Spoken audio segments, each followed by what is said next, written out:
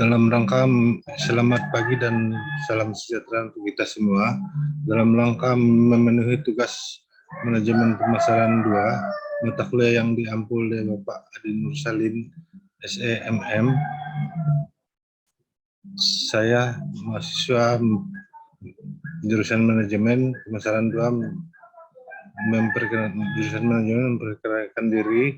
Nama saya Meraun AMD, NIM 20104172993. Jadi jawabannya adalah sebagai berikut. Nomor 1, berapa kali menghadiri pertemuan mata kuliah manajemen pemasaran 2? Sebanyak 7 mata kuliah manajemen pemasaran 2, pertemuannya sebanyak 7 kali.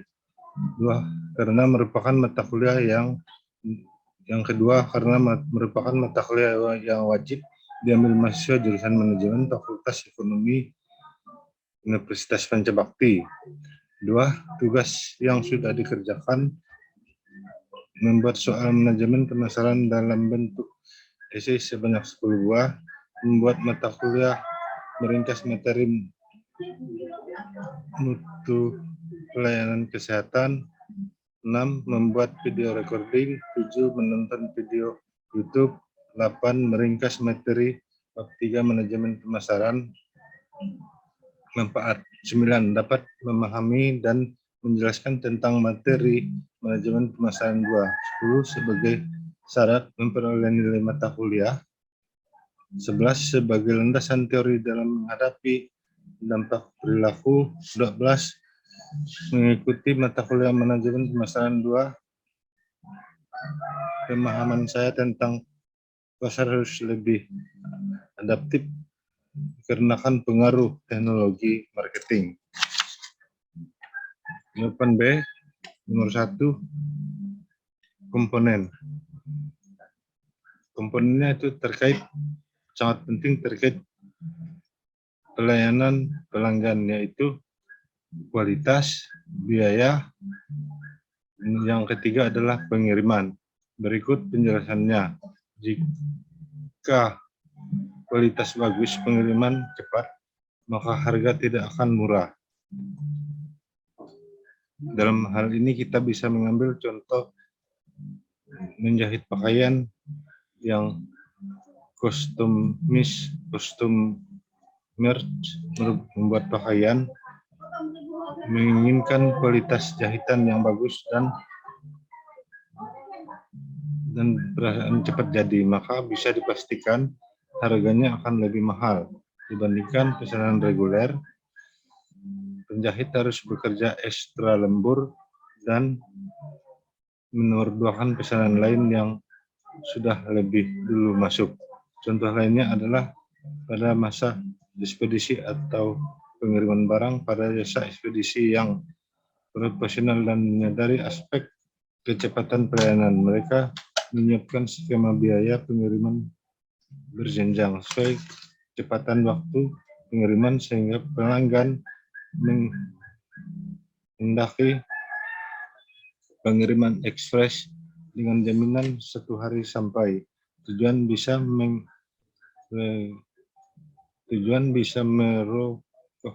kocek lebih baik membayar biaya pengirimannya sebagai konsekuensi. Jika kualitas bagus, harga murah, maka pengiriman tidak akan cepat. Kebalikan dari 2 contoh di atas, maka pelanggan memesan pakaian dengan kualitas yang bagus dan harga murah, pesanan standar atau ekspedisi dan pengiriman barang dengan layanan reguler dan biaya standar, maka hampir bisa dipastikan bagaimana pengirimannya, bagaimana tidak akan bisa cepat pesanan ekspres.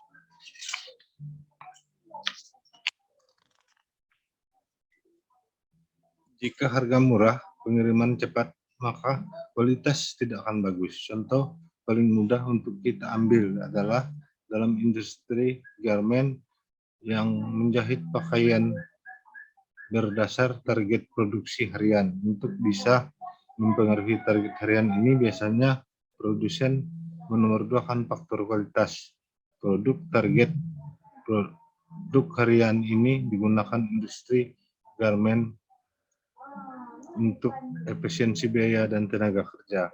Demikian juga dalam industri batik yang menggunakan sistem cap atau stempel. Proses produksi batik cap relatif lebih cepat dibanding batik tulis, sehingga harga batik biasa bisa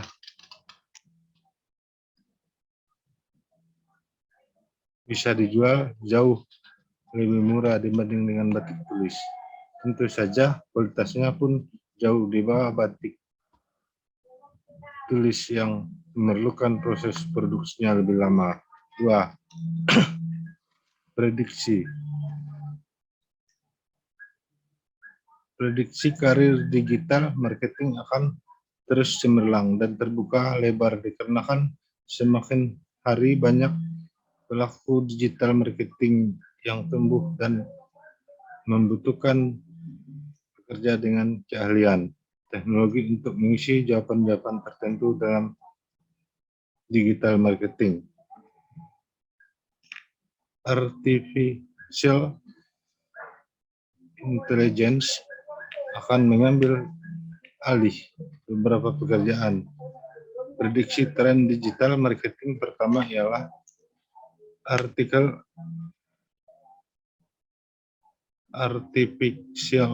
intelligence, atau bisa kita ketahui sebagai kecerdasan buatan dalam menganalisis perilaku konsumen dan pola pencairan,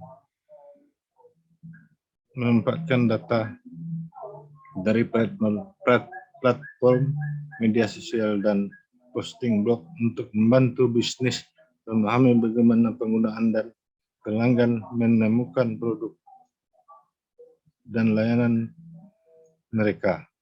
Misalnya, bot Messenger Facebook dapat membantu kamu mengotomatisasi dan pengoptimalan layanan pelanggan. Kecerdasan buatan juga menawarkan informasi dan tips kepada pengguna dengan masuk ke percakapan.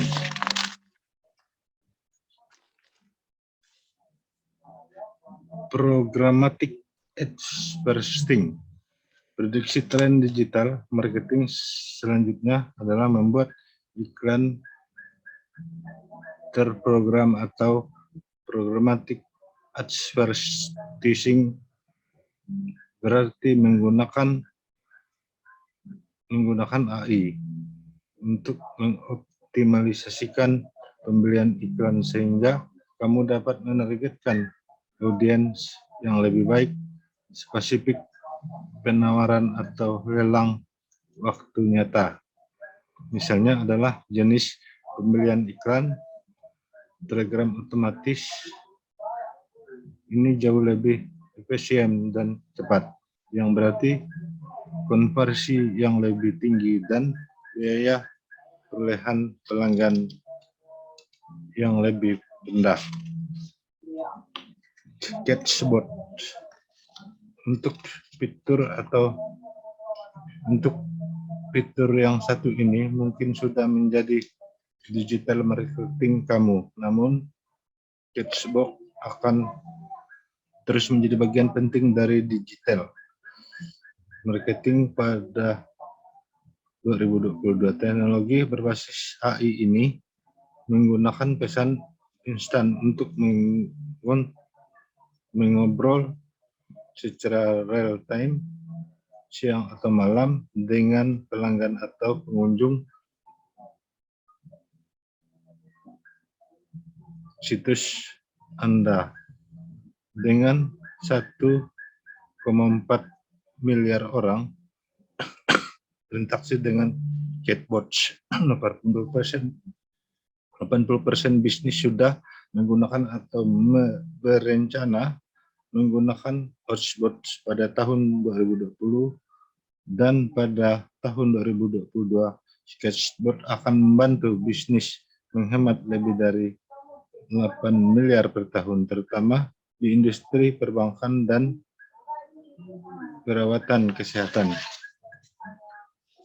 Personalisasi. Jika kamu ingin menonjol di tahun 2022, kamu perlu mempersonalisasikan pemasaran, dan itu berarti konten, produk, email, dan lainnya yang dipersonalisasi dengan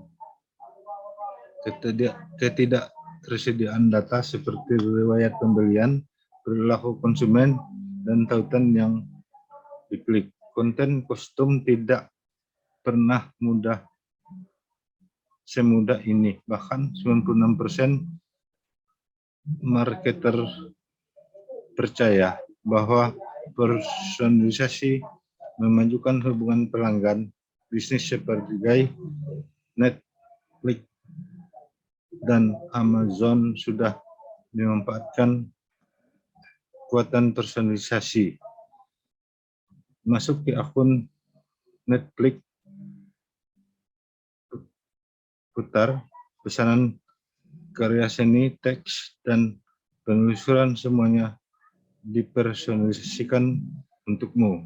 Dengan kata lain, pilar digital marketing dan konten marketing harus terintegrasi. Video marketing.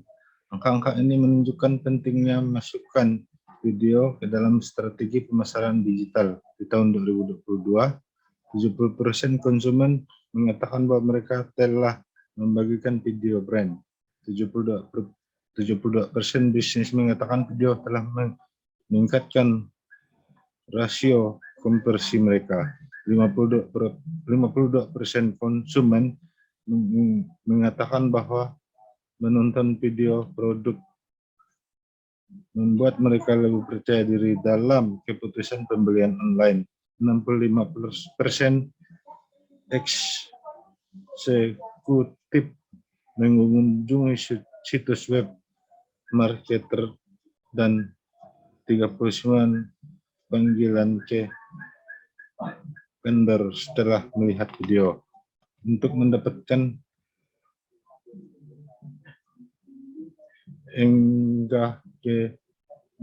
engagement yang lebih tinggi dengan video marketing, kamu dapat membuat post dengan video marketing. Kamu dapat membuat post video atau memulai siaran langsung di Facebook,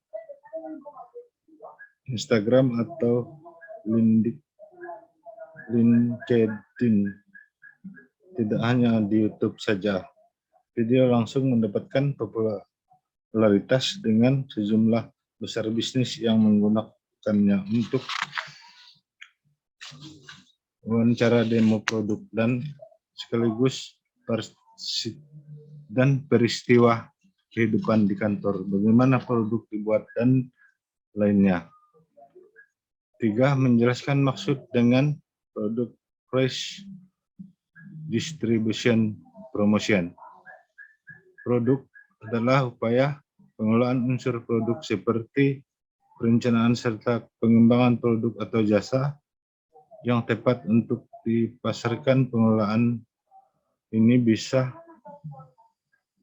dilakukan dengan menambahkan atau mengambil tindakan yang sesuai dengan karakteristik produk atau jasanya.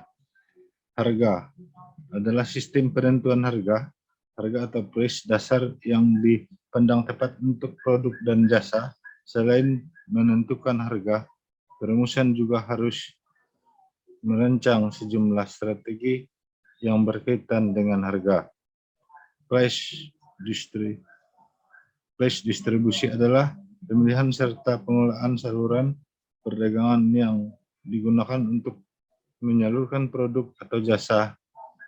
Distribusi juga termasuk pengembangan sistem pengiriman serta penyediaan produk secara fisik. Promosi adalah unsur yang digunakan untuk memberitahu serta membujuk pasar agar membeli produk atau menggunakan jasa yang ditawarkan perusahaan. Strategi pemasaran 4B ini bisa dilakukan lewat iklan, promosi langsung, atau bentuk lainnya yang dianggap sesuai dengan karakteristik produk atau jasa. 4. Keputusan pelanggan dapat digunakan oleh satu badan usaha untuk menciptakan loyalitas pelanggan. Hal ini jauh lebih penting daripada berusaha untuk mendapatkan konsumen baru, karena biaya yang diperlukan untuk mendapat konsumen baru jauh lebih besar dibanding dengan biaya yang harus dikeluarkan untuk mempertahankan konsumen lama. 5. 8 dimensi kualitas tersebut diantaranya adalah sebagai berikut. 1. Performan kinerja atau kinerja merupakan dimensi kualitas yang berkaitan dengan karakteristik utama. Satu contoh produk tentunya sebuah televisi. Kinerja utama yang kita kehendaki adalah kualitas gambar yang dapat kita tonton dengan kualitas suara yang dapat didengar dengan jelas dan baik. 2. Fitur. Fitur atau merupakan karakteristik pendukung atau pelengkap dari karakteristik utama suatu produk. Misalnya pada produk kendaraan beroda 4 mobil. Fitur-fitur pendukung yang diharapkan oleh konsumen adalah seperti DVD, CD, player, sensor atau kamera mundur serta metode contoh kontrol mobil. 3. Reliability atau kehandalan. Reliability atau kehandalan dalam dimensi kualitas yang berhubungan dengan kemungkinan sebuah produk dapat bekerja secara memuaskan pada suatu dan kondisi tertentu. 4. Contoh formen kesesuaian. Conformance adalah perusahaan kinerja dan kualitas produk dengan standar yang diinginkan. Pada dasarnya, setiap produk memiliki standar atau spesifikasi yang telah ditentukan. 5. Durability, ketahanan. Durability ini merupakan dengan ketahanan suatu produk sehingga harus diganti. Durability ini biasanya diukur dengan umur atau waktu daya tahan suatu produk. 6. Serviceability. Serviceability adalah kemudahan layanan atau perbaikan jika dibutuhkan. Hal ini sering dikaitkan dengan layanan purna jual yang disediakan oleh produsen seperti ketersediaan suku cadang dan kemudahan perbaikan jika terjadi kerusakan serta adanya pusat pelayanan perbaikan service center yang memudahkan yang mudah dicapai oleh konsumen. 7.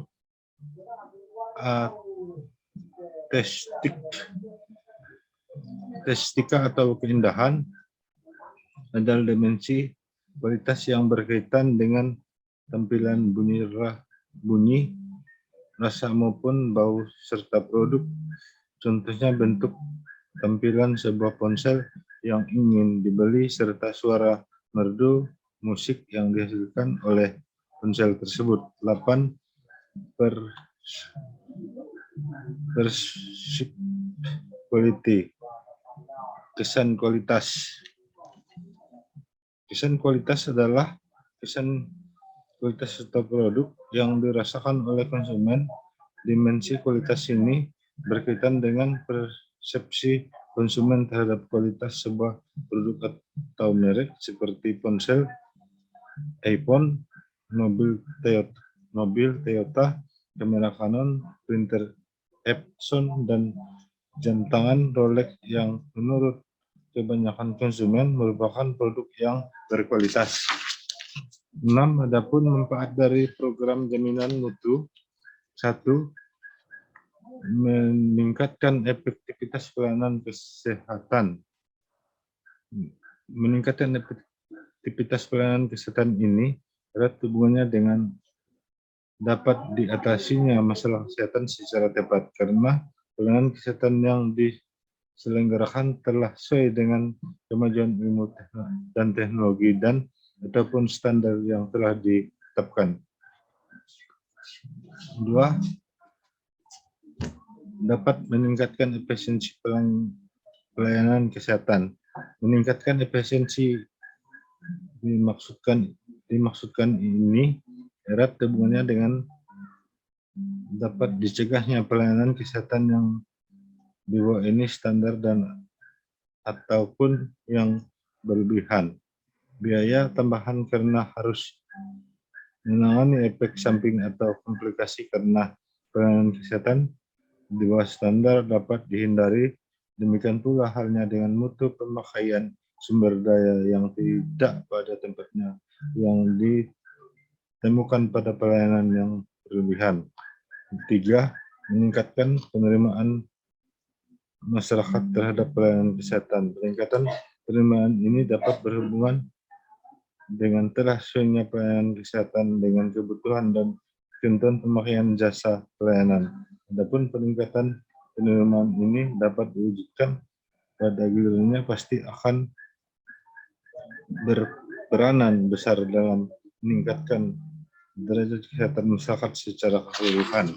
4. Melindungi penyelenggara pelayanan kesehatan dan kemungkinan timbulnya gugatan hukum. Pada saat ini sebagai akibat makin banyaknya tingkat pendidikan masyarakat, maka kesadaran hukum masyarakat juga telah semakin meningkat untuk mencegah kemungkinan gugatan hukum terhadap penyelenggara pelayanan kesehatan, antara lain karena ketidakpuasan terhadap pelayanan kesehatan. Perlulah diselenggarakan pelayanan kesehatan yang sebaik-baiknya. Dari uraian ini, mudah-mudahan dipahami bahwa terselenggaranya program menjaga mutu pelayanan kesehatan mempunyai peran yang amat besar dalam melindungi penyelenggara pelayanan kesehatan dan kemungkinan timbulnya gugatan hukum karena memang pelayanan kesehatan yang diselenggarakan telah terjamin mutunya.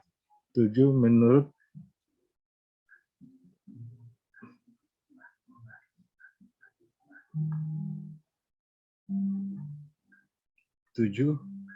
Menurut brand equality,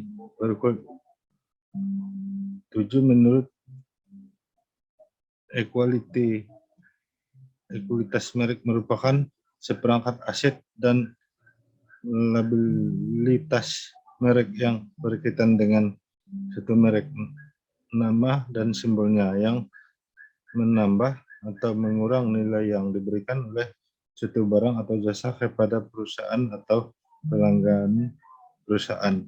8. Perluasan merek mempunyai keunggulan dan kelemahan. Keunggulan perluasan merek diantaranya efisiensi biaya periklanan, perusahaan lebih mudah memasuki kategori produk baru, produk baru lebih cepat dikenali dan diterima konsumen. Perluasan merek juga memiliki kelemahan seperti timbulnya persepsi negatif konsumen terhadap produk-produk dengan merek sama jika produk baru gagal dipasarkan, dan risiko brand dilution, yaitu nama merek kehilangan postingan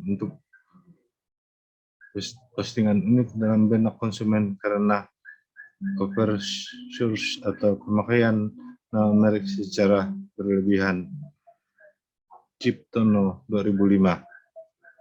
Jawaban C. Sebutkan dan jelaskan judul ketiga video di atas. 1. Prediksi karir dan tren digital marketing di tahun 2022. Tren strategi digital marketing tahun 2021 untuk mendukung branding dan promosi bisnis Anda. 3. Pricing strategi marketing bisnis bisnis, fisiologi, trik. 2.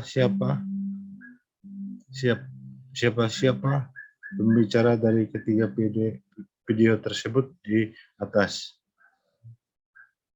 1. Andian Rahmana. 2. Desiana Andraen. 3. Agung Adimas. Jelaskan apa yang dibicarakan oleh ketiga pembicara dalam 3 video tersebut di atas. 1. Prediksi karir dan tren digital marketing di tahun 2022 tentunya sudah menjadi bagian yang tidak terlepaskan bagi banyak perusahaan saat ini. Sekarang ini bisnis sulit untuk maju tanpa menggunakan digital marketing. Tentunya hal ini berbanding lurus dengan kebutuhan talenta digital marketer. 2. Tren strategi digital marketing tahun 2021 untuk mendukung branding dan promosi bisnis Anda adalah 1. Video marketing. 75% perusahaan menggunakan video marketing sebagai alat pemasaran. 2. User generate content UGC, konten yang diciptakan sendiri atau follower Anda. 3. Counter marketing. 86% pebisnis dapat mencapai target konsumsi mereka. 4. Mikro influencer lebih efektif karena memiliki hubungan erat dengan follower. 5. Sosial media marketing. 55% konsumen menemukan produksinya dari sosial media. 6. Strategi SEO atau Search Engine Optimization sangat diperlukan agar website Anda dengan mudah ditemukan oleh orang lain. 7. Geofence teknologi untuk menargetkan calon konsumen di wilayah tertentu. 8. E-commerce digunakan untuk mencapai pasar yang lebih luas. 9. Omni-channel marketing, praktek pemasaran yang banyak mengandalkan banyak platform seperti website, sosial media, email. 3. Pricing strategi marketing, bisnis fisiologi, trik harga fisiologi atau psychological pricing adalah strategi penetapan harga tertentu dapat memiliki dampak fisiologis kepada seseorang. Teori. 1. Kerugian lebih berarti daripada keuntungan. Harga umpan atau harga lainnya. 4. Pelajaran apa yang dapat Anda peroleh dari menonton ketiga video tersebut di atas? Bisa memahami apa itu prediksi karir dan tren digital marketing di tahun 2022. 9. Tren strategi digital marketing tahun 2021 untuk mendukung branding dan promosi bisnis Anda. Pricing strategi marketing, bisnis psikologi, trik. Pelajaran dari video tersebut yang disampaikan merupakan bagian dari manajemen pemasaran sesuai dengan perkembangan zaman. 5. Manfaat apa yang Anda dapat dari ketiga video tersebut di atas dan bagaimana Anda menerapkan teori-teori yang dijelaskan oleh ketiga pembicara di atas. Dalam hal ini memasarkan produk dan jasa secara digital akan membantu menjadikan bisnis lebih kompetitif sebab fleksibel dan selalu mengikuti perkembangan zaman sehingga eksistensinya lebih terjamin. Dengan mengandalkan pemasaran digital, maka proses promosi atau pemasaran lebih mudah, yakni bermain dengan kursor di layar komputer. Demikian yang dapat saya sampaikan pada hari ini sehubungan dengan tugas pemasaran 2 yang saya sampaikan. Jadi selamat pagi dan terima kasih untuk kita semua.